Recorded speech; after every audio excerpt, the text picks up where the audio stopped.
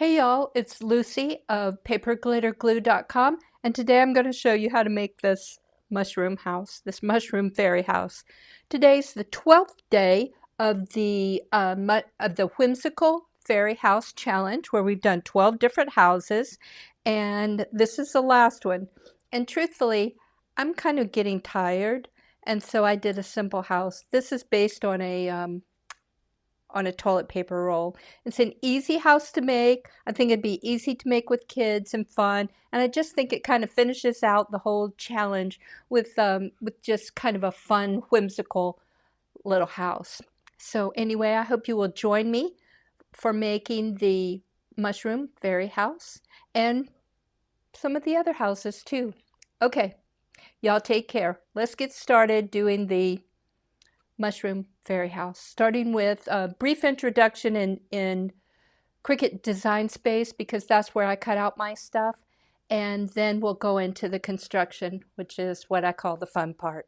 Okay, let's go over the mushroom fairy house in Cricut Design Space, and as you know, Cricut Design Space updates fairly often, so it might look different by the time you make this.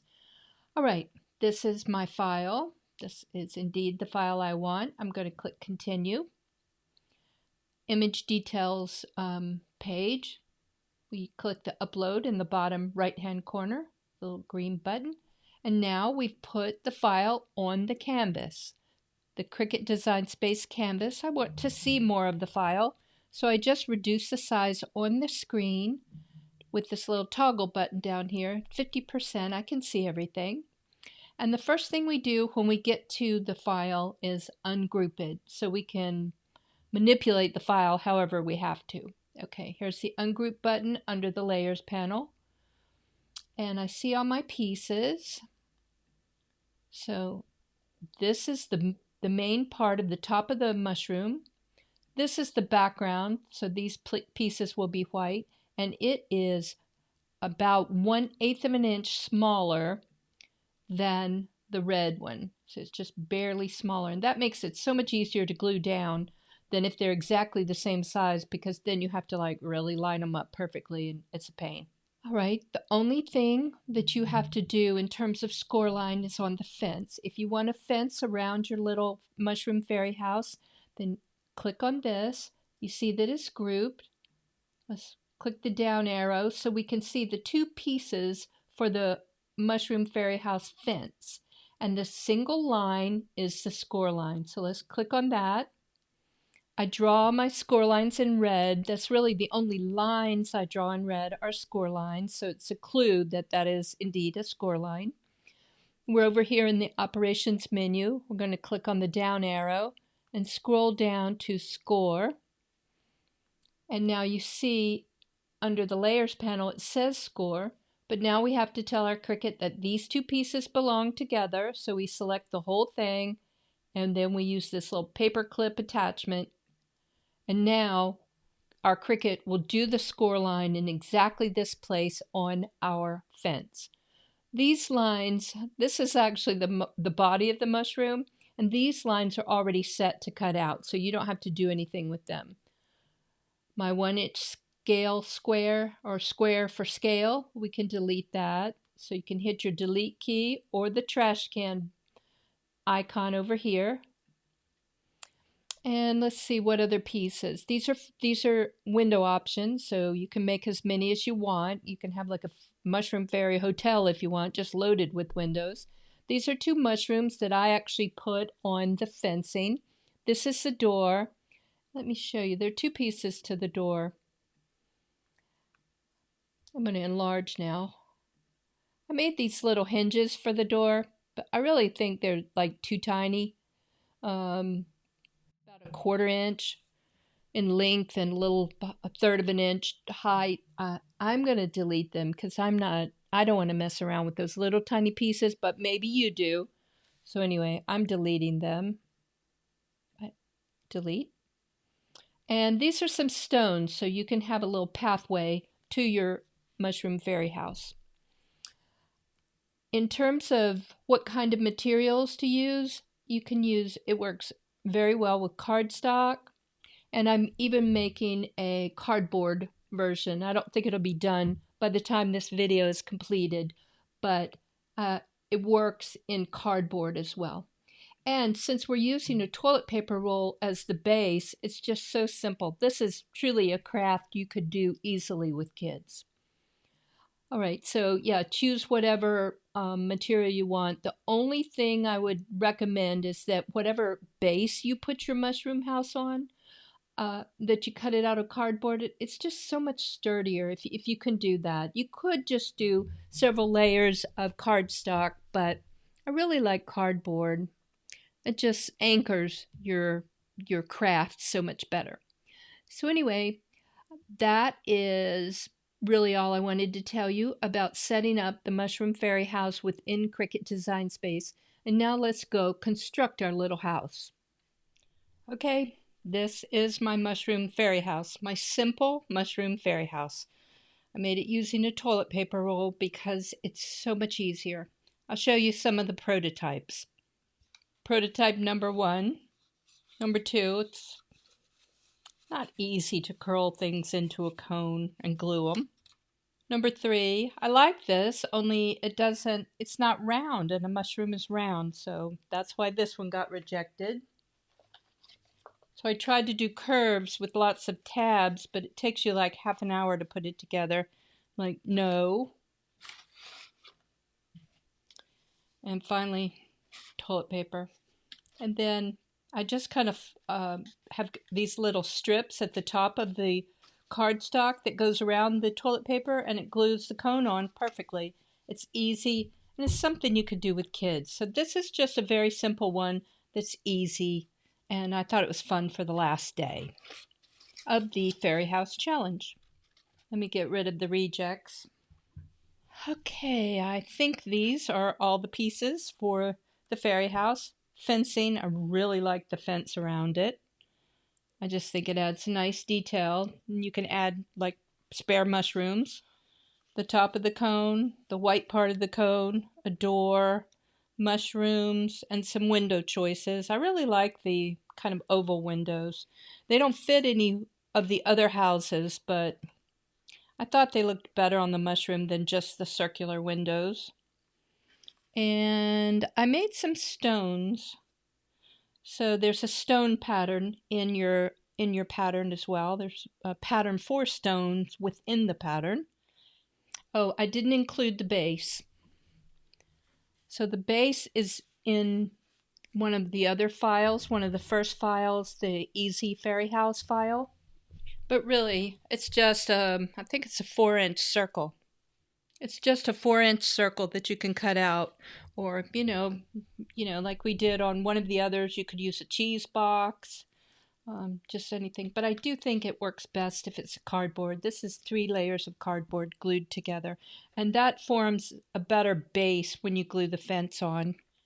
All right, so first I want to give a little more dimension to the house than I did on this one. It just looks kind of flat to me.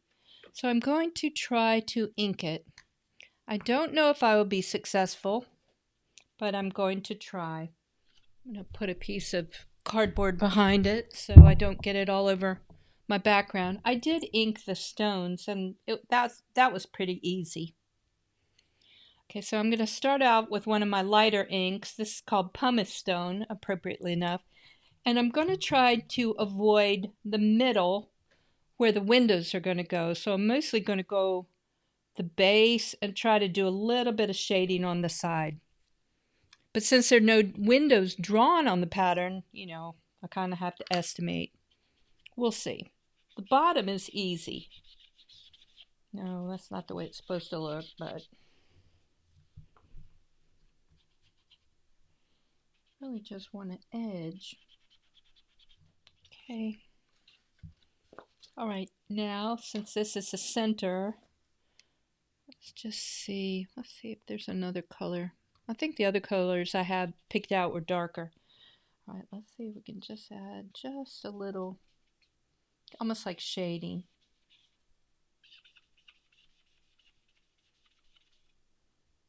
Trying to do it really lightly.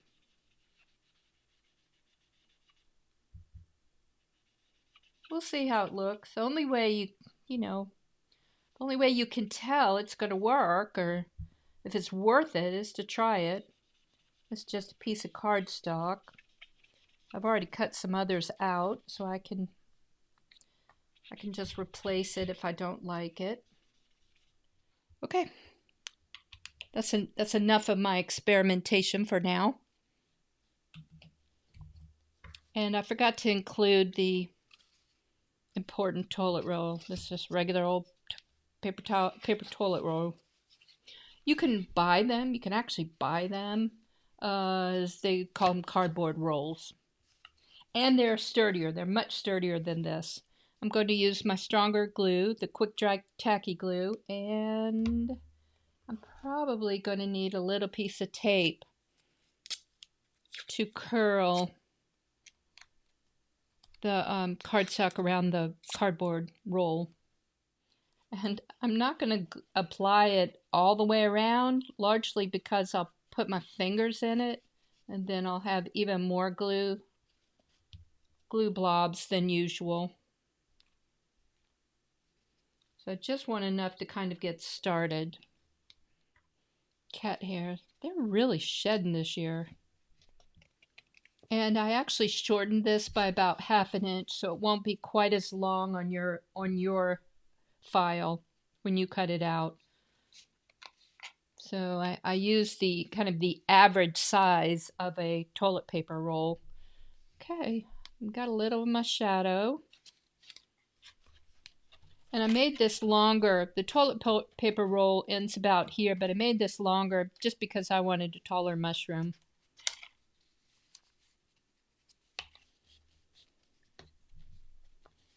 And you know what? We could try to ink. Now that we know where the center is, we can...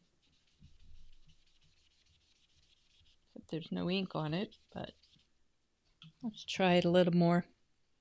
Not much ink on my thing, on my ink spreader thing. That was too much. Let's do it up here. So, all right, we'll see how our dimension goes. Our dimensional shading. Let's go ahead and glue the door on. And because we're working with a round surface, we need our door to curve. So I'm just kind of gently ooching it into a curved shape.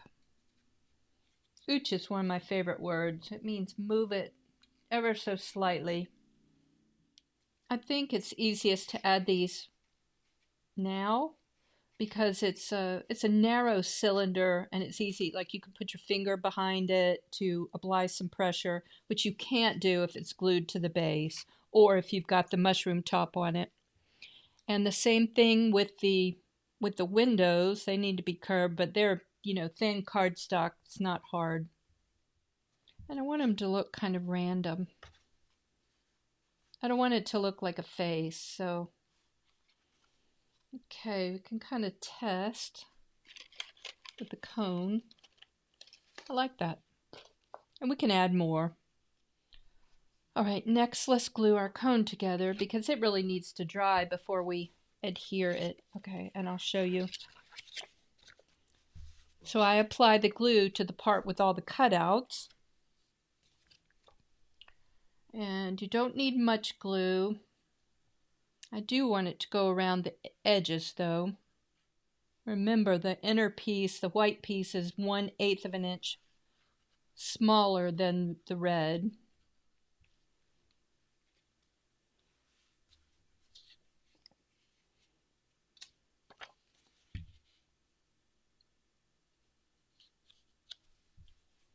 See, it's much simpler. You don't have to match up any edges, just lay it down.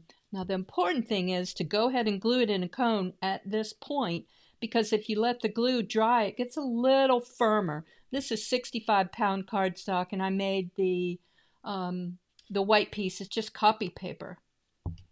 So I'm going to go ahead and apply some glue while it's still flexible. I hold it like this and just kind of bend my hands in and put one on top of the other.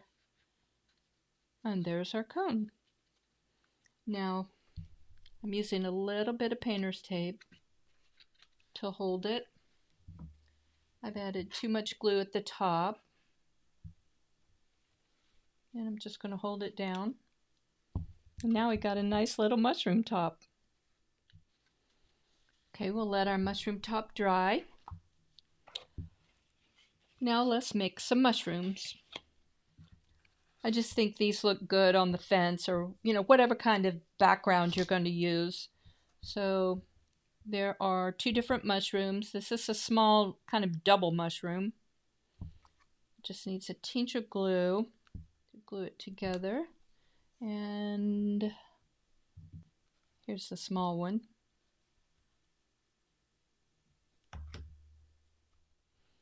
And here is the large one. It's pretty amazing, these little holes cut out so well. Okay, so when you put them on your house, you may want to put a backing on both sides. Let me show you. I did that on these, and that is because it's going to show up. So I put the red piece, so you would have to duplicate the red piece to make it go on both sides of your mushrooms. I just think that looks better than having, just kind of a blank piece right there. We can go ahead and glue the fence to the base. I like this part because it's easy. I'm going to use my stronger glue, my quick dry glue, versus my lighter, more precision tip Barely Art glue. The Barely Art glue would work too.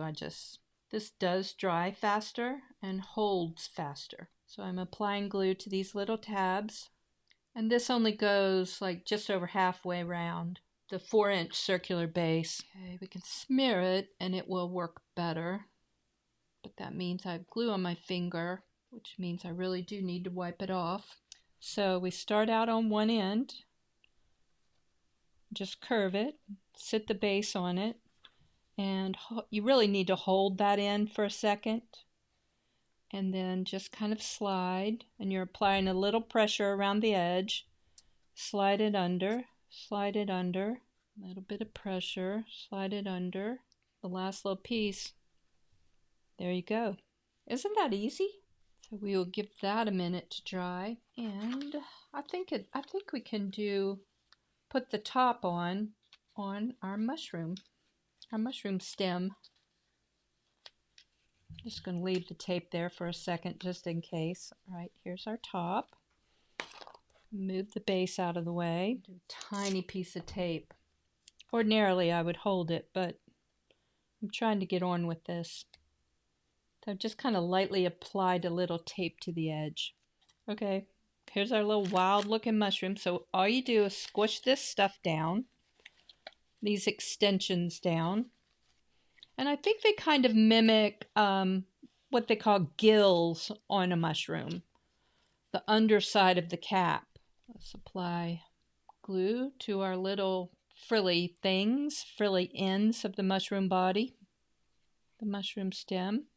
And next, okay, if you have match up the back with the back of the house. So I've got this in the front. I just slide it on. And if you wanted at an angle or something, you could do that, or you can do it just perfectly straight. Of course, perfectly straight is not something I'm very good at. And then just attach these little things, our little underside mushrooms. And it's not straight, but it's still wet, so I can adjust it. And that's our house, just like that. I'm going to take the tape off because I'm going to glue it down to the base. So like we do on all our houses, apply glue to the bottom and adhere to the base.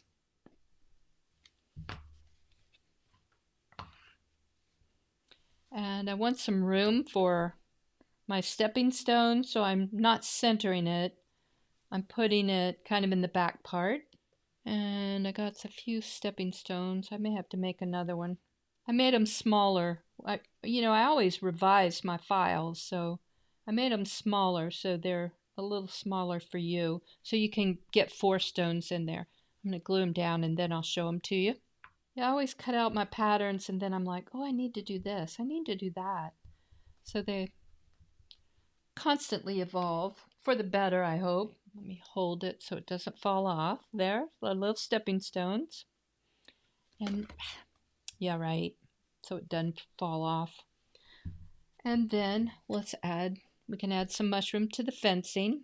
And it can go on either side, inside or outside of the fence. I think it's probably more protected on the inside. I'll line it up with one of the pickets. And again, I'll show you. Here's the double mushroom so that it's covered up on both sides. We've got the red mushroom cap on both sides. Okay, here we go again.